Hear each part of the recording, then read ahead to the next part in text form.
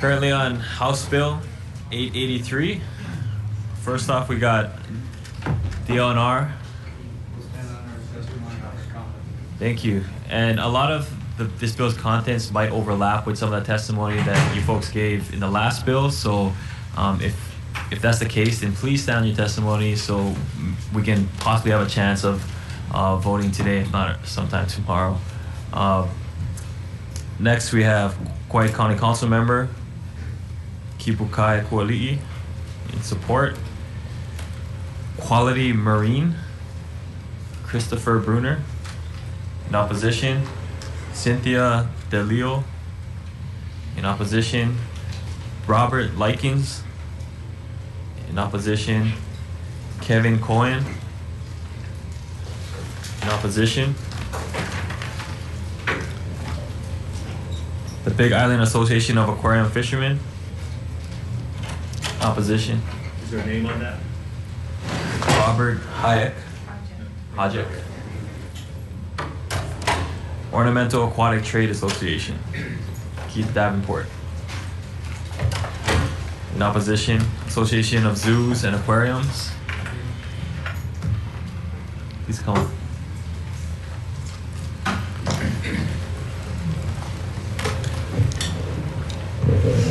Good afternoon again. I'm Bruce Carlson, again, former director of Waikiki Aquarium and a professional associate with the AZA. And on behalf of the accredited members and institutions of the AZA, I'd like to take this opportunity to express our concerns in opposition to House Bill 883. The AZA believes in assuring the highest standards of animal care and minimizing stress on animals during transportation.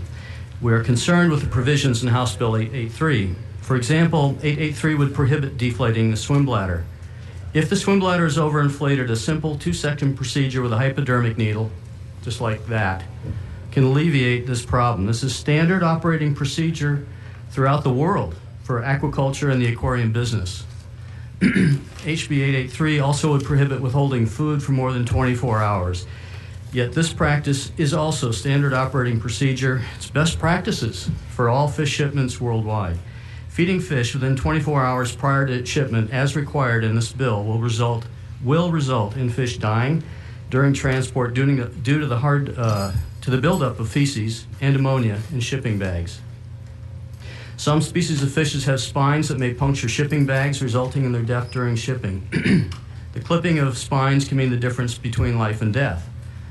This procedure is analogous to trimming the dog's nails or your own fingernails because the fish's spines will grow back. This is not cruel or inhumane. Lastly, the provision that all aquatic life must be held and shipped in 1 gallon of water or more is arbitrary and unsupported by any objective evidence. Best practices for transporting aquatic species, and this is aquaculture as well as tropical fish, wild fish, have been perfected over decades and have been adopted everywhere in aquaculture and tropical fish industries. The ratio of water and oxygen has also been perfected to ensure the fish bags have adequate surface area for mixing to maintain safe oxygen levels in the water. We do not believe 883 meets the intent of the bill, which is to prevent cruelty in aquatic life.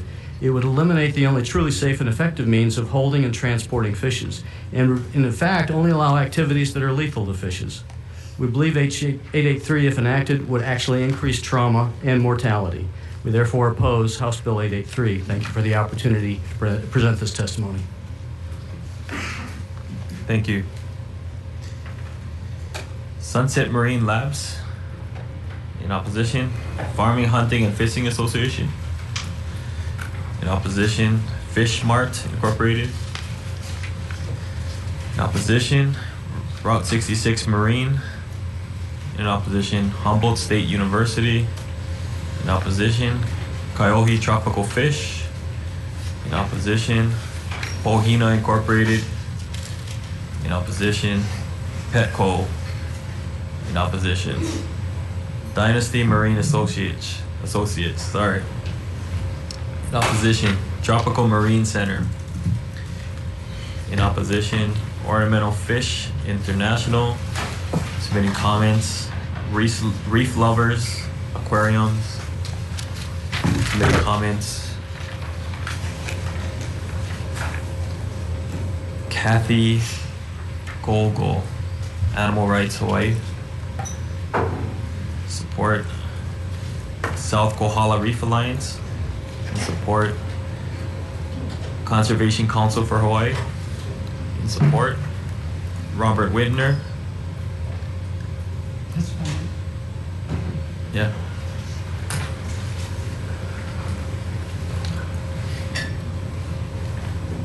Aloha, Chair Ing and committee members. Once again, I'm Robert Whitner. I strongly support HB 883 to prohibit the sale of Hawaii Reef wildlife subjected to abuse via aquarium trade. 3 behaviors are on the table: fizzing, finning, and starvation.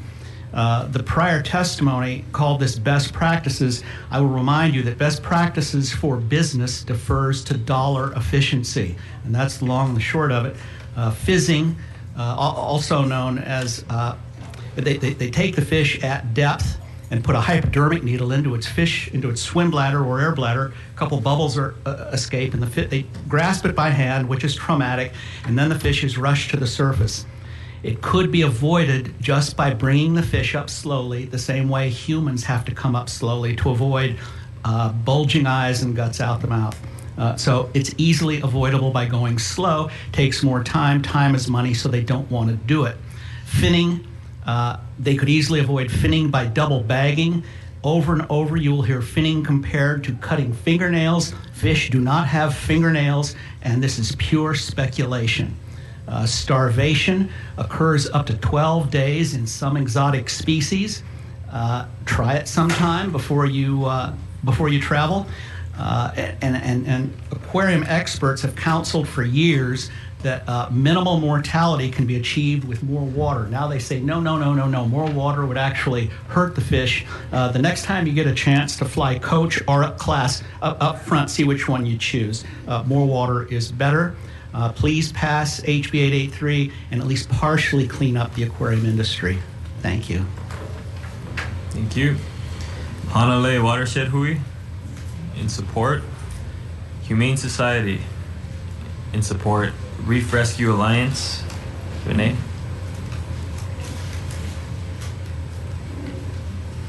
Thank you, Chair. Renee Amberger, Reef Rescue Alliance. So in addition to what Robert said, obviously we're in support of this. I mean, if you are, if the aquarium trade is going to exist in any form in the state, in the very least, compassion should be restored to the trade. In terms of the water volume and the starvation mentioned by the fellow from the AZA, I believe the AZA used to be a partner in the Marine Aquarium Council.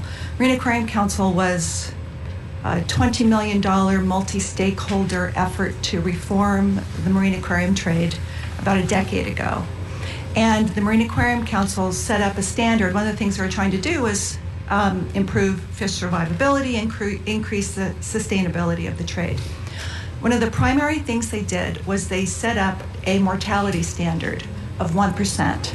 That would be the threshold at each step in the chain of custody. Now, Hawaii's chain of custody from reef to retail, there may be just 3 or 4 steps. From Indonesia and Philippines, it's 8 steps.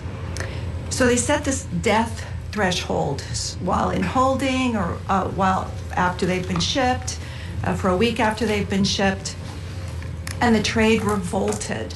The trade members said, absolutely not. We want the mortality standard to be set at 5%. Some argued for a higher amount.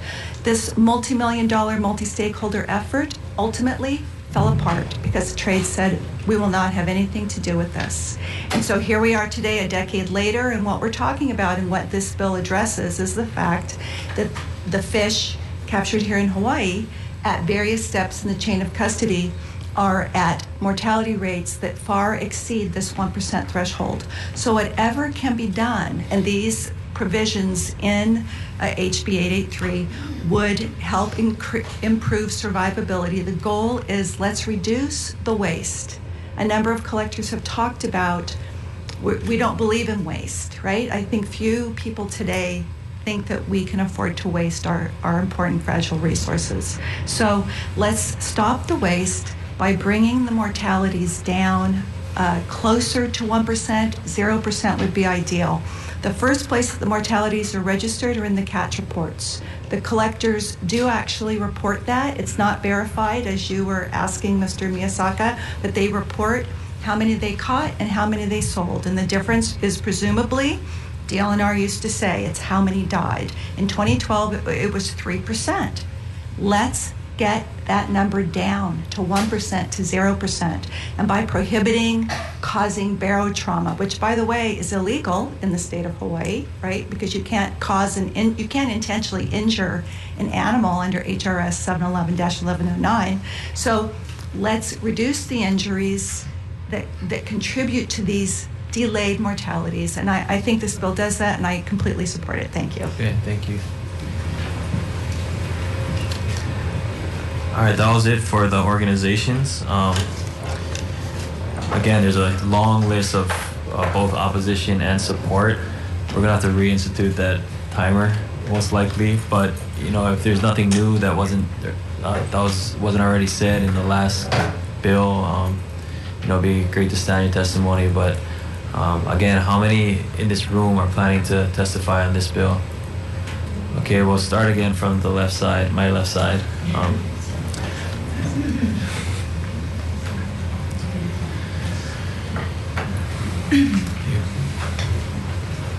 Aloha, I'm Joan from Maui, Joan Lloyd, and I support HB 833, which is a bill about animal cruelty. I find it interesting that all the opposition in this room that was read out from the organizations came from the aquarium collectors and people associated with the trade after they've been stressing their conscientious practices all afternoon. Maui County Council prohibited animal cruelty in handling reef fish, and the aquarium collectors left Maui. That's prohibiting finning, fizzing, and starving fish. Reef wildlife shouldn't be stressed to the point of death in order to secure a few more dollars. Hawaii's reefs are a legacy, yet our wildlife ships out under these stressful conditions daily. Mortality reports, and this is from a Marine Ornamentals conference, reports run 30% mortality within 4 days of arrival on the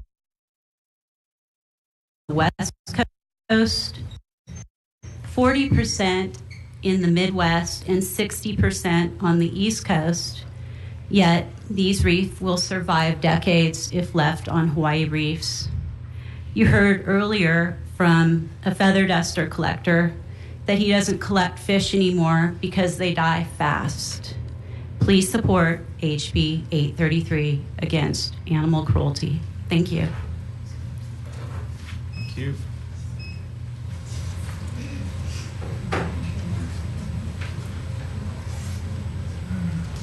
Aloha. I'll be very quick.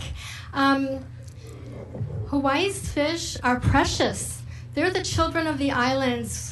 They need to be protected for the future. Think of the future, not just these moments now of all these little regulations, trying to do this, trying to do that. These fish are precious. Do you feel that in your heart? Love these fish, they're precious. The ancients did. I don't know where the appreciation is kind of gone, I think, as I see a lot of people around, how they talk. But have this love and protect. Do anything you can to protect these fish. They're beautiful beings that deserve Hawaii's protection. Thank you. Anyone else on the left side of the room? Gentleman up front.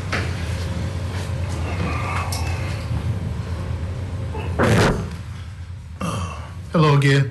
My name's Ted Kiesel. I'm a station hire for the House of Representatives, Sergeant of Arms, and I'm a commercial fisherman license, aquarium permit from the DLNR. I write out my reports every month and I send them to them. And I've been doing this for 20-something years. Helped me support my family, paid my bills. And I'm from Oahu and I'm an invertebrate collector. Basically, Kaneohe. And I oppose this House Bill 883 on the grounds that some of the writing in it is unreasonable or weird. I agree with a lot of things that's said in this thing. Being like a commercial fisherman, we want to take care of product. That's what it is. It's a product, and we want to make sure it's healthy, undamaged, so it has the best chance of living, when we ship them away. So, but I have reservations on number 188, section E, number 5, holding one specimen in 1 gallon of water. Like me, I collect maybe like 100 or 200 when I go out dive in one day. So it's unreasonable for me to have a 200-gallon tank in the back of my car. When I come out on the shore, I put them beside and I can take them to my buyer. So I'm opposed with this bill on that basis only. But the other parts, I agree. Thank you. Thank you. Yeah.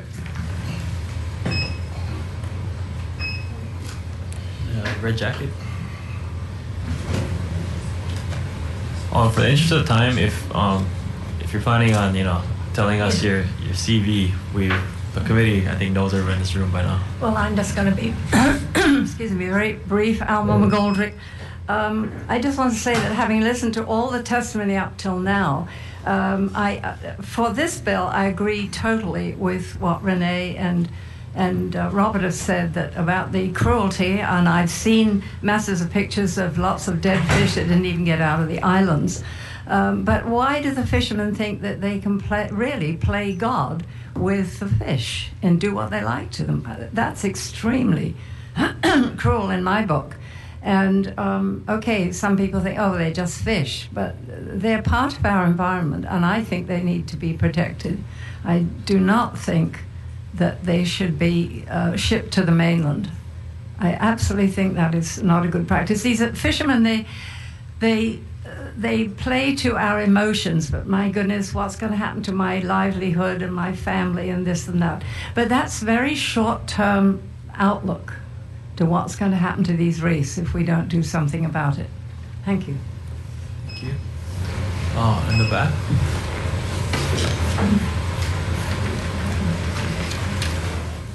Good morning, Chair. I'll be very brief. My name is Angela Huntmer, and I just wanted to add to my testimony that I submitted in writing. I forgot to include a communication that I had with a very good friend of mine. Her name is Stephanie Lee. She worked for the Lovell brothers 20 years ago as a part-time fish packer.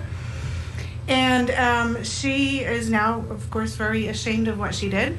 But she shared with me that she would go in the morning and look at the tanks and throw away the dead fish. And when I asked her to estimate what percentage of fish were dead by the next morning, she said between 10 and 20% was a very conservative estimate. So I hope their technology for keeping fish alive has improved over the last 20 years. Thank you. Up in front.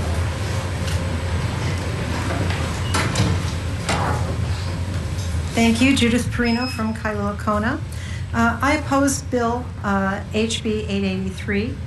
I won't repeat the things that have already been said here because obviously everybody already knows those about the transit. But I will mention that the International Air Transport Association that is the source of all information for all pets shipped, and they ship hundreds of millions all over the world, do say that, quote, essential to clear the gut of food to minimize the fouling of transport containers, withholding of food must be done for 48 hours.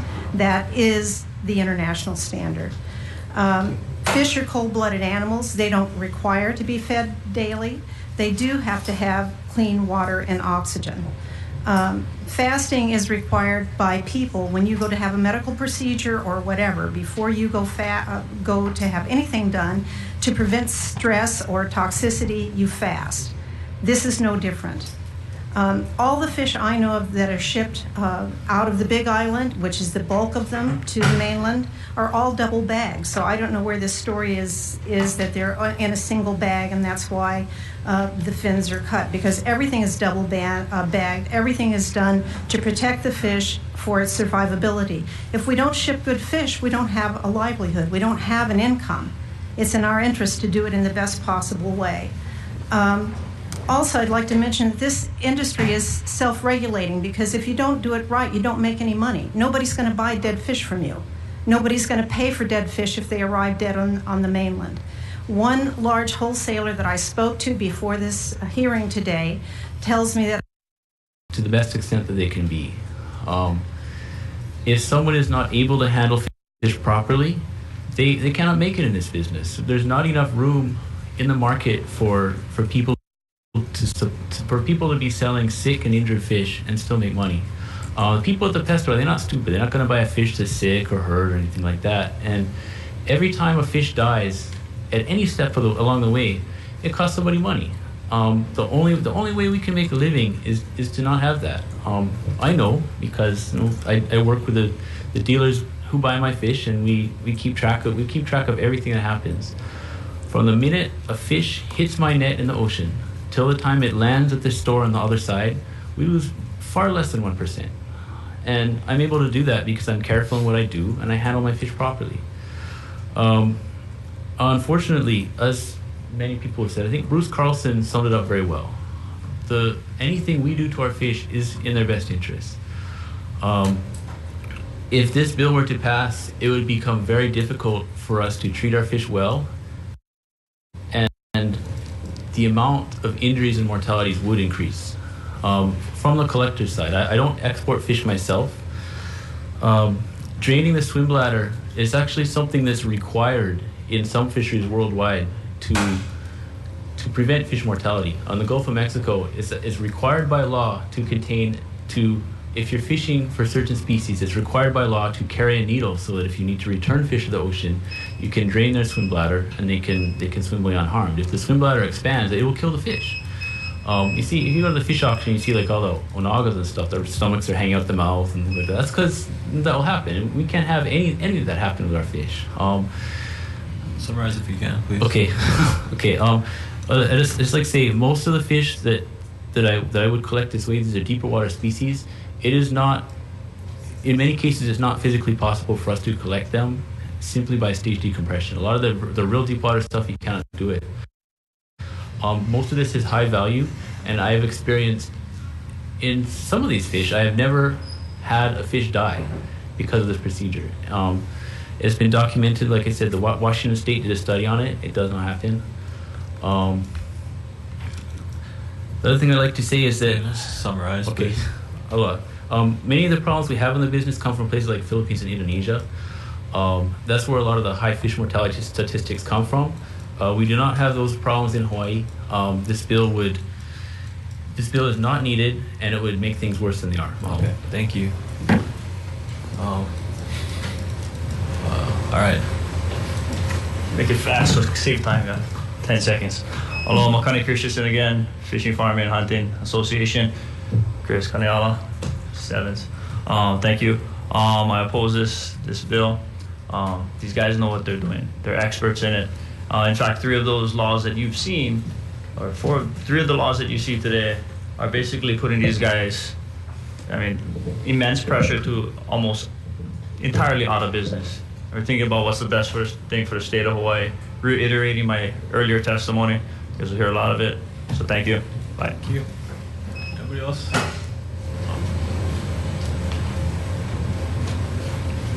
Dennis Yamaguchi, I'm opposed. 883. Some of these laws would have the opposite effect. It'll kill the fish in the bag. Feeding the fish, you'll kill it. Thank you. Thank you. Up in front.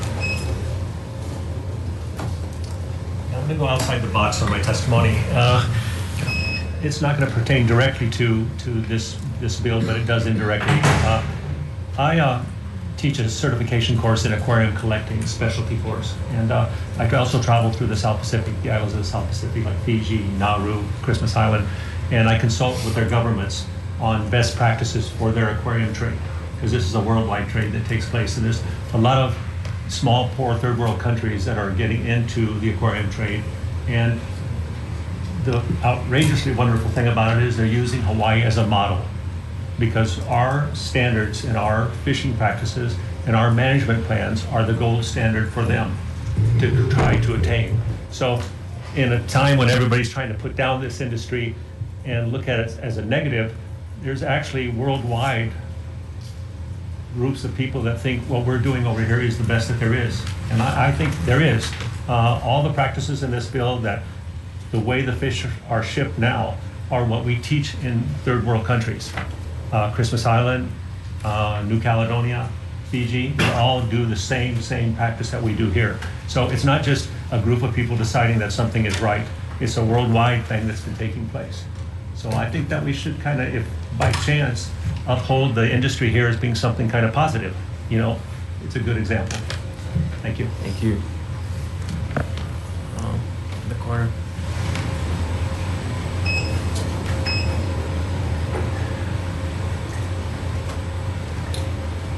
Hi, my name is Johnny Isham, and I oppose this bill.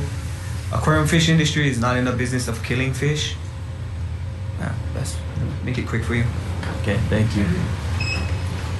In the back.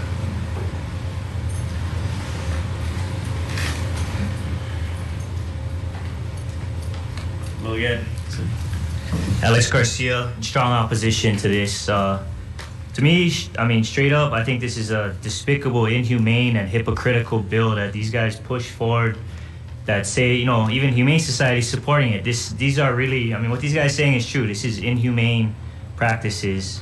This is like, if you're a vegan or whatever and you don't like people eating fish, so you're gonna tell these the guys that ship ahi to other places, like, okay, why don't you get, you know, 500 gallons of ice to ship your fish? So what do I need 500 gallons for? We've been doing it this way the whole time. Our product comes out beautiful, right? And that's kind of what this is doing, because it's not trying to help that piece of ahi get to market in a better quality.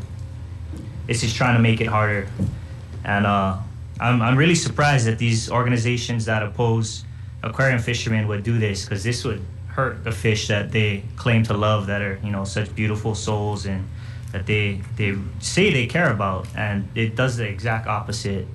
And I kind of believe that. So I oppose strongly. Thank you. Next. Try to speed things up. My name is Jim Lovell. I oppose 883. One of the things I'd like to try to explain to you guys, to kind of put it in layman's terms, and they're talking about more water means better for the fish. When the space suits and the astronauts, when they go out out to outer space, they don't have a huge 500-gallon suit that they're in. They couldn't effectively work. Okay, the whole idea of the nitrogen in the air is just to be able to transport the medium, which is to get rid of carbon dioxide and get oxygen in. They also don't want to introduce poisons like mercury, so it's important the suits don't get punctured.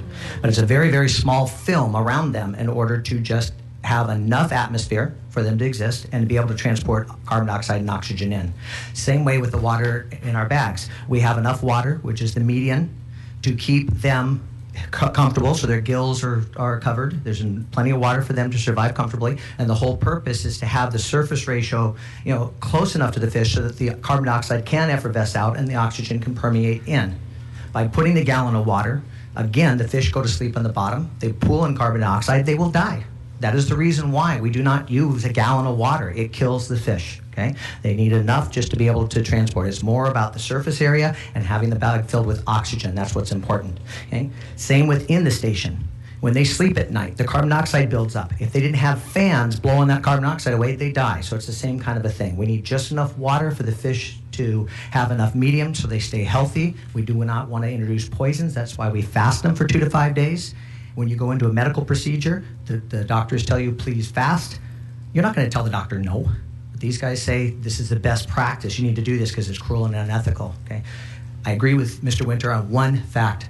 Finally, it is about money. We do not get paid for dead fish. We want the fish in the most pristine, healthiest, best case, possible. If they're injured, we don't get paid. 80-90% mortality, would be out of business. These numbers are just incredible. Thank you. Thank you. Anybody else on this side of the room? On the corner?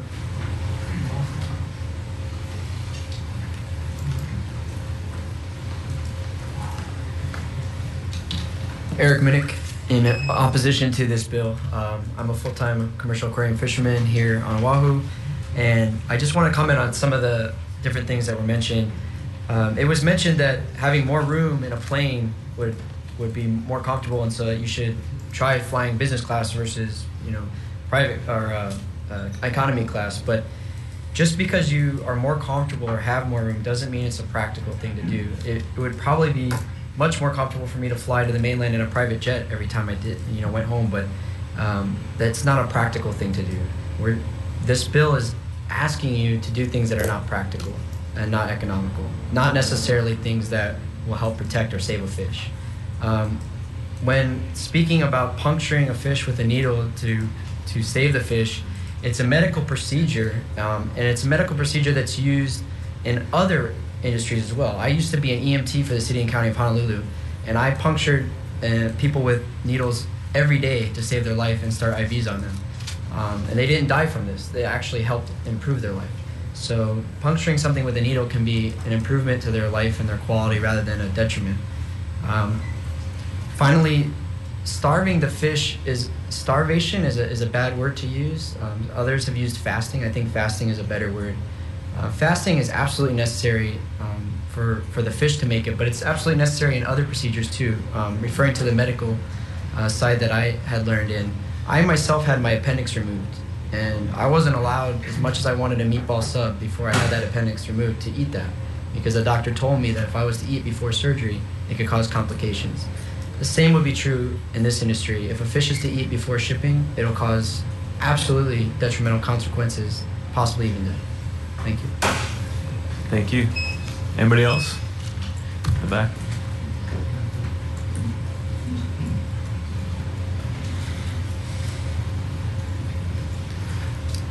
Hi, my name is Glenn Fukuda, Oahu tropical fish collector. This is a ridiculous bill because why would you if you treat a human being humanely, which where the word is derived, like amputating a leg, that would be total cruelty to his whole life after that. But it wouldn't be an article on cruelty. Our protective procedures to the fish are not that drastic, but necessary to ensure a healthy living fish. So I oppose this bill. Thank you. Thank you.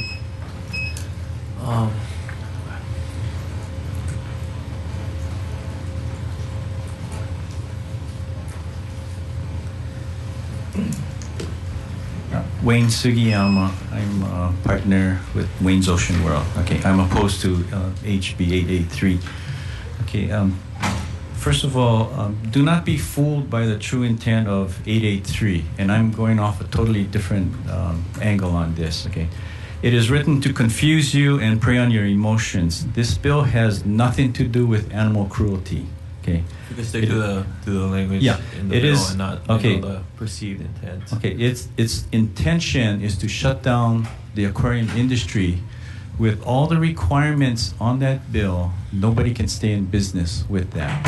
Okay, and the last one is the 1 gallon, which makes it cost prohibitive to stay in business. So obviously, we're going to kill a lot of fish by following the requirements of this bill, and we go out of business.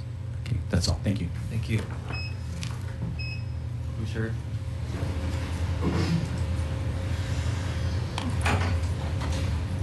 Aloha, Ron Tubbs, aquarium fisherman, also graduate University of Hawaii, specializing in nutrition and a bachelor's in science.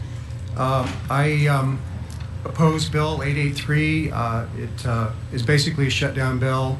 1 gallon is just undoable. It's just disguised shutdown bill, that's all it is.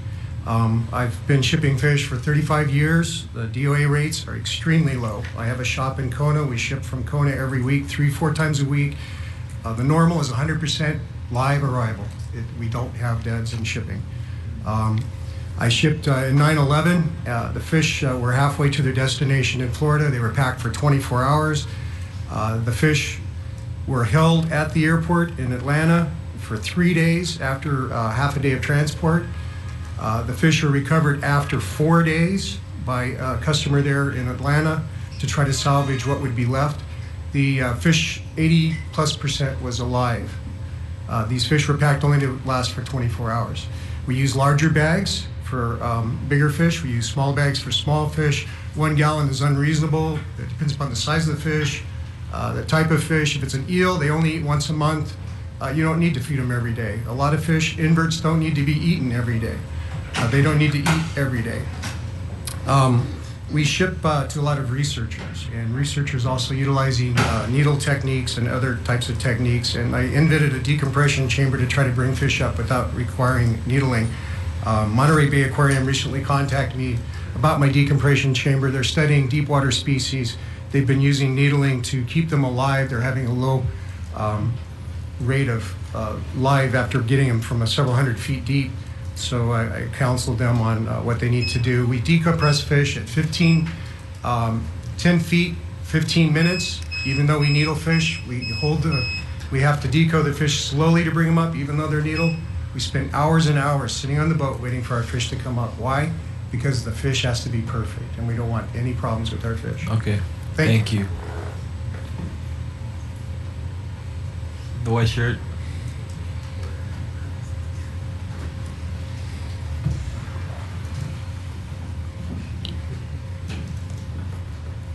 Hello, I'm Derek Macalino, commercial tropical fish collector for 11 years, and I oppose this bill.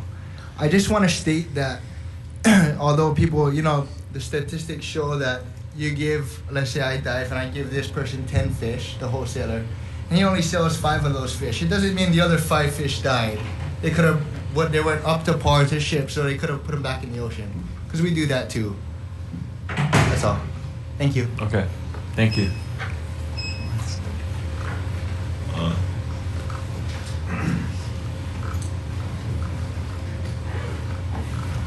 Hi, my name is Randy Fernley. I would like to oppose strongly HB883. I won't take up too much of your time. I just want to tell you that if this bill were to go forward or pass, the shipping of fish in the manner proposed would be lethal for fish, and we send out and cost prohibitive to our customers. I'm sure that's been explained to you before by other people. Given these parameters, Coral Fish Hawaii would no longer stay in business. It would be a death sentence for my family, my employees, and for the hundreds of people of the state who enjoy marine aquariums. Please do not pass this bill. Marine aquarium tropical fish in the state of Hawaii are known worldwide for their quality and low mortality. A bill like this would kill the industry in Hawaii. Thank you very much. Thank you. Any other testifiers?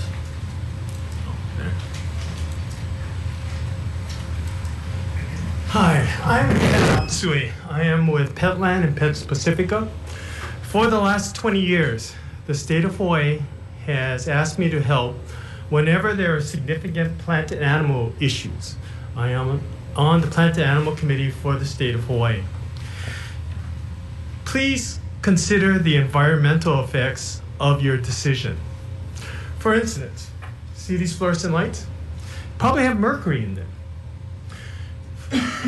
If you're not exporting the mercury as tropical fish for ornamental purposes, those fish would have been eaten by tuna, billfish, and other predators that we tend to eat.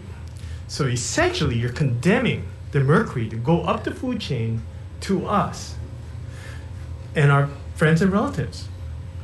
Is that really in Hawaii's best interest? There are other heavy metals that are associated with the green movement, such as in batteries, lead, arsenic, gallium, that if we're exporting it in relatively low densities in aquarium use, not much of an issue. But if you're focusing it in at the top of the food chain and we're eating that, I think it is an issue that we should strongly consider. Also, you've got a real problem with education in this town. More and more of our kids are not as well educated as we or our parents were, or our grandparents. Our grandparents spent a lot of time in the environment, either as plantation workers or fishing and the like. Our parents tried to do the same thing, as well as convey that to schools. Please summarize, if you may. Okay, anyway, the schools used to have science curriculum improvement studies, where kids were exposed to live organisms like fish, tadpoles, and the like, and the life cycles and interrelations thereof. Now you have the kids trying to learn from books that are relatively boring and relatively simple-minded. You don't have the connections of environmental factors, food factors, and the like that actually represent the real world. Okay. If you're not going to give them the exposure in the classrooms, allowing some of the kids, such as me, to actually have those specimens in a home environment and learn from actually working with these animals gives you the better opportunity to have people like me who could actually understand a lot of these complicated issues from the various perspectives that they need to be addressed by. Okay, well, thank you for your testimony. Okay. Gentlemen, up in front.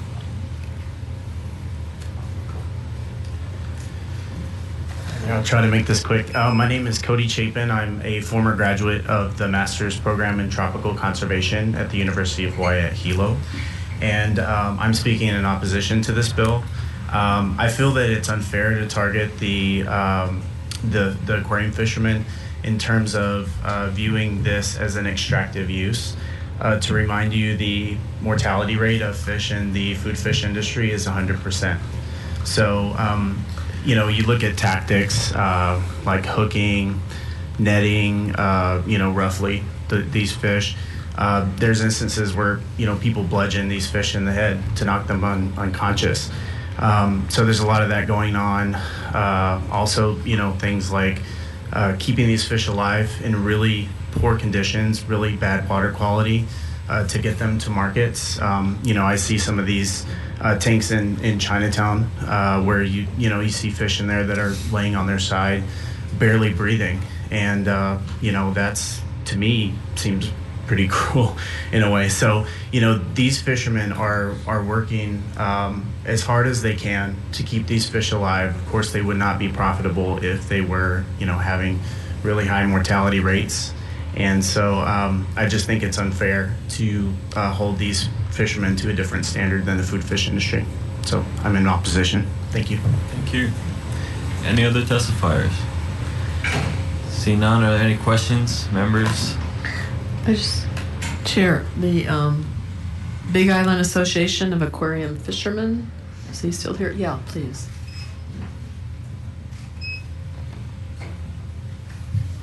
There was mentioned by one of the testifiers that there is a management plan.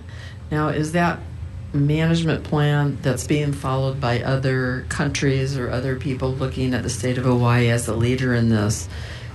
Can you just tell quickly where it is that, who develops the management plan or how is it put together so that if someone wants to get an aquarium fish permit, they really understand the handling of fish? Okay, the countries that I work with, they're at different stages of their evolution in their aquarium industries. So some have ongoing problems with, let's say, divers being unaware of how to take care of fish. So they would take a class, a commercial aquarium collecting class, to show them how to handle fish, take care of fish, and so forth and so on. Christmas Island, who's got an ongoing aquarium industry for the last 25 years, they have a lot of problems just because of their location. They don't have the facilities that we do here in Hawaii, so they have to adapt. So they've created some other systems that aren't really the best for the fish, so we try to go down there and teach them and certify their divers. The management plan I'm talking about is the management plan here in Hawaii that the West Hawaii Fisheries Management has going on, and the state BLNR is the example that we use for those countries. They want to know how to engage their own stakeholders and teach them a management plan. The model that's being used is the Hawaiian one. Mm-hmm. So can we confidently say that anyone who gets an aquarium fish permit in Hawaii will understand what the standard industry practices are?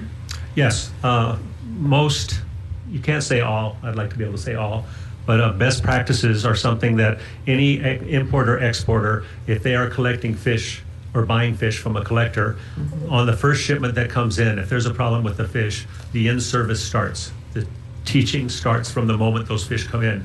So that diver, when he starts selling to an importer, exporter, if his fish aren't up to par, he'll be taught quickly. And Otherwise, he'll perish.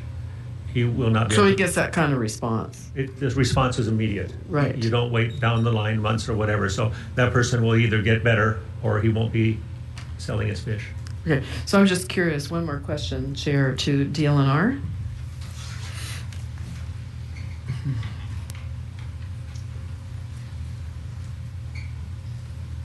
So in your permit, which I haven't seen, I'm sorry I've never seen one, but in your permit requirements, is there any language that addresses them following industry standards or in terms of collection and handling? No. No. So what do you do as the department to determine if they are I know when it comes to food fish, and I know when you're collecting food fish, there's lots of best management practices, and FDA, I believe, US FDA, Food and Drug, they come out with best practices and they're publishing them all the time. So I know the food fish industry always has someone providing input. What about in Hawaii for the aquarium fish? Where does the input come from? I don't know if there are federal standards for shipping aquarium fish. I haven't seen any. On the federal level, they're more concerned with food safety. Mm-hmm. So this is not a food item. Mm-hmm. So they don't provide standards for that. So the department hasn't looked at, there must be industry-wide standards because there is aquarium fish collecting in other states around the world. Well, I mean the world and other countries and Florida, I believe. But we don't. But you've never addressed that? No, we don't require that as a condition of the permit that they comply with industry standards. Those industry standards are not regulatory in nature, so they're just guidelines. So we leave it up to the fishermen to follow those as they see. But if the fish stays healthy and makes it to the other place, we get more money in Hawaii, right? Because if they lose the fish, no one's buying it. Yes, so it's their responsibility at that point to maintain quality of the product. Okay, all right. Thanks, Chair. Thank you. Any other questions? Thank you. Yes, for perhaps Mr. Wintner again, and I promise I'm not picking on you, sir, but one more time. And just in the interest of time, I'm going to just keep it to one point, which I think I just wanted to know because I wasn't involved in the neighbor islands issues in the past. But if everything we're hearing today is indicative of anything that was debated at the Maui or other islands hearings on the similar subject matter, as I understand it, those or that county passed something substantially similar to this. Why did it do that? County Council has not passed on the Big Island a bill that's almost exactly like this. The hearing is going to be on the 17th of this month. And the previous hearing in December, which was canceled, or the decision was canceled, was because there were incoming people that had been elected and there were outgoing people that were stepping down, so they didn't want to make a decision for the new coming people. They wanted them to be involved in it. So on the 17th, we're going to be having a hearing, and there was about 60 people that voted for the measure and about 30 people that did not like the measure. And out of all the testimony, it was pretty similar to here. There was no fact or science for the people that want the bill passed. And there was about 40 people or 40 testimonies that were based on science. So. First off, Big Island County Council did vote to pass a resolution to urge the governor and the legislature to ban the aquarium trade statewide. On Maui, well, also on this idea of efficiency, we don't get paid for dead fish. Well, granted, however, this bill 883 is to reduce mortality, and the fact is it's cheaper to accept a certain level of mortality than it is to reduce that level of mortality by humane practices. Another thing to point out is Maui County Council and the mayor said as much. Reef-based tourism is our economic engine. It drives this economy. At that time, granted, there were, I think, 7 permits, active permits in Maui, and 2 or 3 of them only reporting there was one wholesale dealer on Maui. And as far as I know, the 2 big collectors and the dealer moved to Kona for unencumbered future. Another thing to keep in mind on the Maui bill was hazmat. Many of these collectors bag their own fish, whether it's for just taking them to up the road or for shipment, and so you use a jumbo oxygen cylinder for that. Now, oddly enough, one stray spark can take out a neighborhood, but those jumbo oxygen cylinders are legal in residential areas in Hawaii if you comply with OSHA standards. It wasn't happening, and so they left it.